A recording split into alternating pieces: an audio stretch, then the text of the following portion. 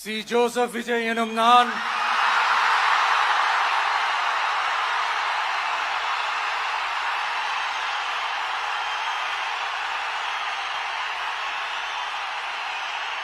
சட்டப்படி அமைக்கப்பெற்ற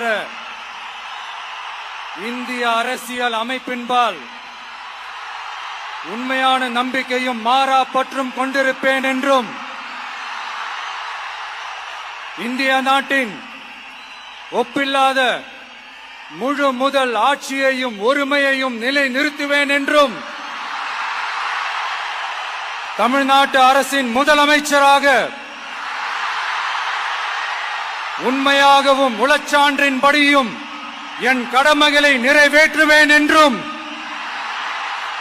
அரசியல் அமைப்பிற்கும் சட்டத்திற்கும் இணங்க அச்சமும் ஒருதலை சார்பும் இன்றி